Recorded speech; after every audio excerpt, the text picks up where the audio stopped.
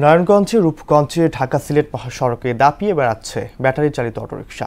এতে প্রতিনিয়ত দুর্ঘটনা সহ নানা অনিয়মের অভিযোগ আসছে অটো চালকদের বিরুদ্ধে। আইনগত ব্যবস্থার দাবি পথচারী ও পরিবহন চালকদের। সর্বসাধারণকে এগিয়ে আসার আহ্বান জানান থানার ভারপ্রাপ্ত কর্মকর্তা। সাত্তারুল সোহেলের প্রতিবেদন জানাচ্ছেন সিফাতুর রহমান জেসি। নারায়ণগঞ্জের রূপগঞ্জে ঢাকা সিলেট মহাসড়ক ও এশিয়ান হাইওয়ে সড়কে দাপিয়ে বেড়াচ্ছে ব্যাটারি চালিত অটোরিকশা। 3 চাকার এসব যান রীতিমতো দূরপাল্লার গাড়ির সাথে প্রতিযোগিতা করে। এছাড়া সড়কের পাশে যাত্রী ওঠানামা, অতিরিক্ত গতিসহ নানা অনিয়মের অভিযোগ উঠেছে অটোচালকদের বিরুদ্ধে। এতে হরহামেশাই ঘটছে দুর্ঘটনা।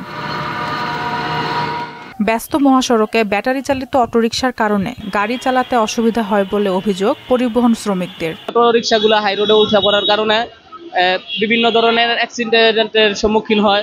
দাম করে মাইরা দেয়, এই সমস্যা পরে আপনার জায়গায় জায়গায় জাম।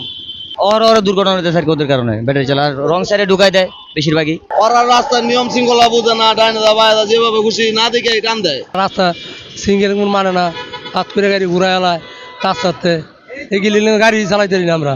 তবে তাদের জন্য দুর্ঘটনা হয় অস্বীকার করে অটো চালকেরা বললেন, মহাসড়ক ছাড়া অন্য জায়গায় তেমন আয় হয় না। বাসে আমাদের ব্যাপকভাবে ইয়া করে, কিন্তু আমাদের একটা সাইড দিয়া রাস্তা যদি বানায় দেয় তার মোটামুটি সুন্দর হয়। আমরা তো অ্যাক্সিডেন্ট করি না, আমরা তো সুন্দরভাবে সাইড দিয়ে চালাই। অ্যাক্সিডেন্ট যা করে বড় গাড়িওয়ালারা চাপ দেহারা করে। কাঁচপুর হাইওয়ে থানার অফিসার ইনচার্জ জানান, অটো চালকদের বিরুদ্ধে আইনগত ব্যবস্থা নিয়েও নিয়ন্ত্রণ করা সম্ভব হচ্ছে না। এক্ষেত্রে সবাইকে এগিয়ে আসার আহ্বান জানান তিনি। প্রতিদিনই তাদের বিরুদ্ধে আমরা প্রসিকিউশন দাখিল সব বিভিন্ন আইনগত ব্যবস্থা প্রতিনিয়ত নিয়ে যাচ্ছি। ওরা বেপরোয়া, আইন মানতে চায় না। এই অটো সিএনজি যেগুলা বলেন 3 হুইলার মহাসড়কে বন্ধ করার জন্য একা পুলিশের পক্ষে সম্ভব না। এটা সমাজের সর্বস্তরের লোকজন আগে আসতে হবে।